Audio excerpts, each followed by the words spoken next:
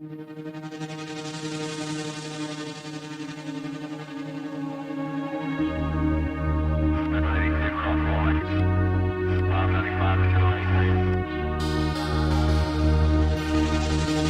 everyone and welcome to Anti-Life Reviews. I am your new god, the Tona Micaiah, and we are in our second week of looking at the much lauded and much despised comic writer by the name of Warren Ellis. After looking at the Thunderbolts, we move from one team of scumbags to another one, as this week I'm going to be looking at Black Summer issues 0 through 7, which were published by Avatar Press from May 2007 to July 2008. So let's see how the president fares in this one.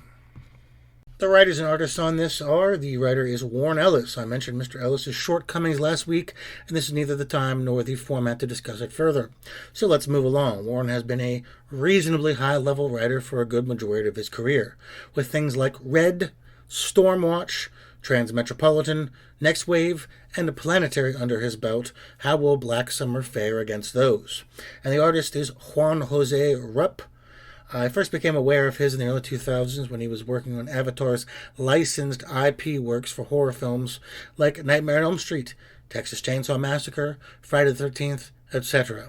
And I absolutely, unequivocally hated his art. It's got this sloppy glass-like sheen to everything. It's messy, and bodies just seem off-kilter to me.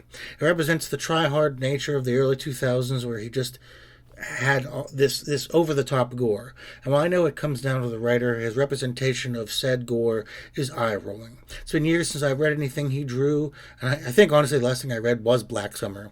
So maybe my opinion will soften. To the issues himself, we are introduced to Tom Noir. He's missing a leg, gets his 30th birthday, and he used to be a superhero with a team called the Seven Guns, who were all augmented humans with special skills. And what does he get for his birthday? Well, his old friend and the most powerful of the former team, John Horace, on TV having just killed the president and VP, wanting to reset America back to a place without corporate greed, a place for independence and liberty, and he'll do this by any means necessary.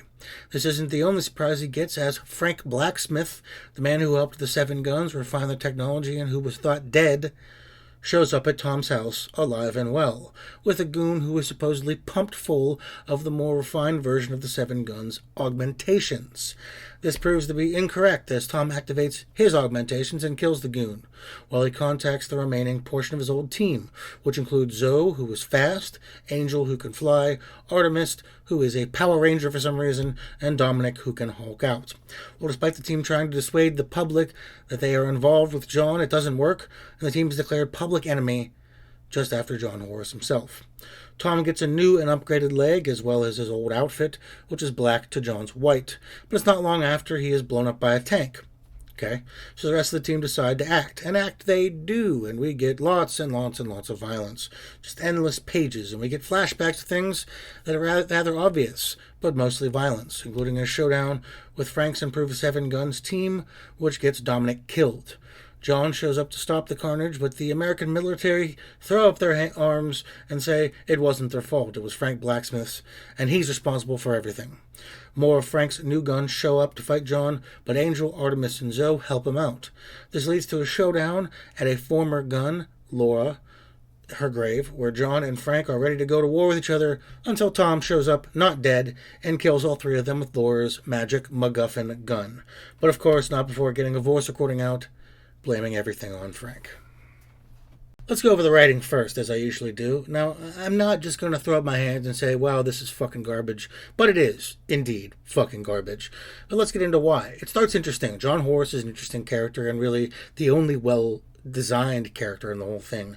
An all-white suit, sort of this faux military motif, helmet, lots of cryptic Masonic symbols. He's cool, and he's tempered by the fact his opening speech doesn't make us hate him for his actions. We all know the government is evil. We all know it.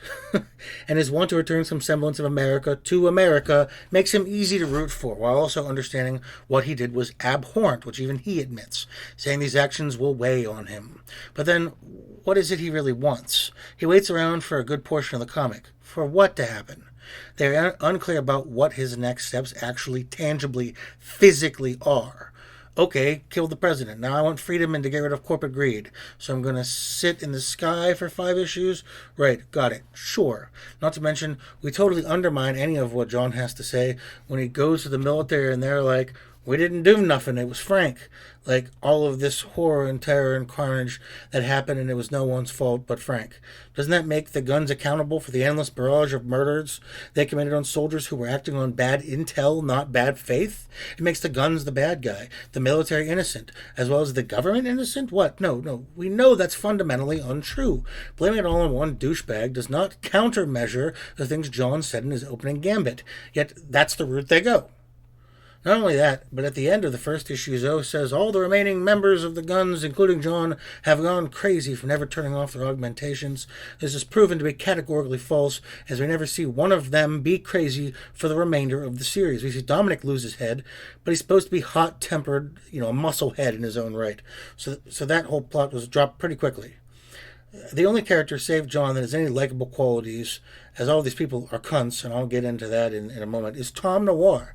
But he spends from the end of issue 3 to the end of issue 7 presumed dead, which not one person that has ever read this comic believes that for any length of time. It's poorly done and poorly executed.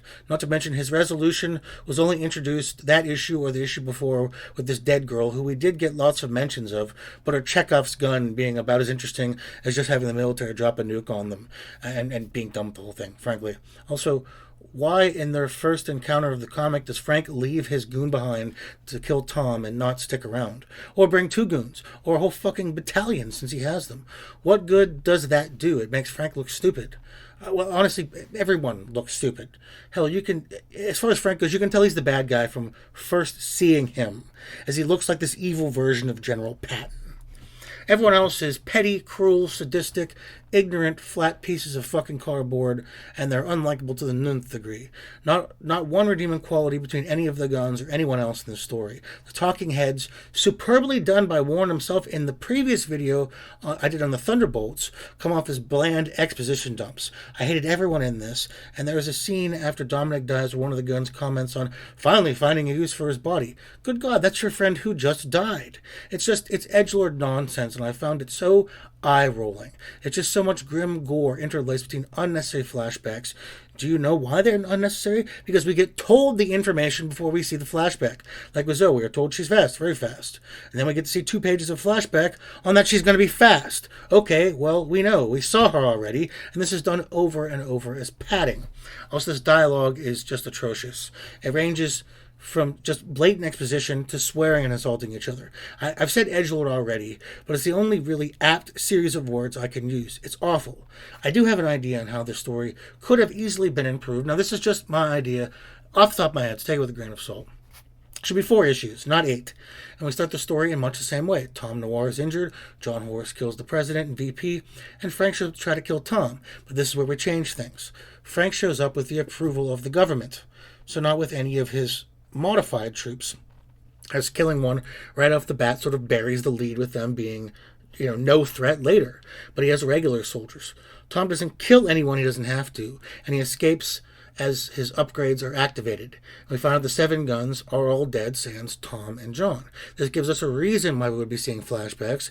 It also gives us a little bit of a hunt kind of thing, with Tom going to his old allies' hidden bases to find technologies that help him upgrade his own weaponry and information, maybe recordings or paperwork or something, that incriminate Frank further. So Frank has convinced the government this was going to happen while manipulating John into making it happen. Well, Tom wants to save his friend's soul, but knows he can't. It would also give us more of Tom thinking about Laura and give some weight to the ending, which I would largely keep the same. But instead of just Tom's voice recordings, it's all the info he got from the other guns' bases, which rightfully paint Frank as the bad guy. That's just my idea. It gives John this godly aura, and the only fight we see him in is taking out Frank's Modifying Guns team. They don't even go after Tom, just John, and he takes them out in a big climactic fight near the end. Not having them be bandied about over and over in every issue. I don't know. I thought it'd make it more interesting. As far as the art goes, it is so busy with endless bloody gore, it's almost impossible to tell what's going on. I mentioned before, that Juan has this sloppy, glass-like sheen to everything, so all the blood looks like it's fucking cum sliding off a gold tooth. There is no sense of proportion or sense to anything. It's just chaos and madness without any calm down.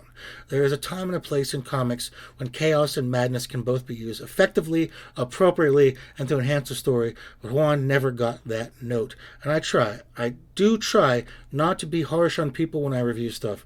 I don't know these people personally, and Juan could possibly be the nicest guy ever, but I hate his art. I hate it. He's possibly, I need to give this some serious thought, possibly my least favorite comic artist of all time. He represents so much wrong with comics, so much petty, ugly, hate-filled things. I also love horror. I love horror movies. I love horror comics. And he ruins those for me because his art is so offensively bad. It's hard to take any of his work seriously, especially with the level of writing we're presented with here.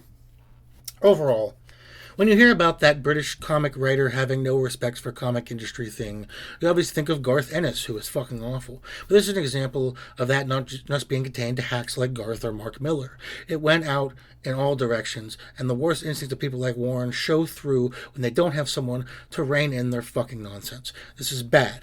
Exceptionally bad. They're not as bad as its spiritual sequel, No Hero, which is one of the worst comics I've ever read. Honestly, and it has the same artist on that one, who also explores his worst instincts in endless gore with no point, disgusting crap without purpose, and nihilism without whimsy. I would not recommend this comic, not by a long shot. It's tiring. In fact, it came out in 2007, and not 10 years earlier, is ridiculous. Well, that was the abysmal Black Summer. Shame on all the people who worked on this. But who are your favorites and least favorite presidents? Let me know down below. And please, come back next week when we're going to be on the upswing, where for week 3 of Warren Ellis month, we'll be looking at one of my favorite comedy comics of all time. Next Wave, Agents of Hate. Also, please like, subscribe, add me on Instagram under DemonPeaks for Twin Peaks memes, and don't forget, I'm the Tona Makaya, the only demon who loves you. Thank you, and goodbye.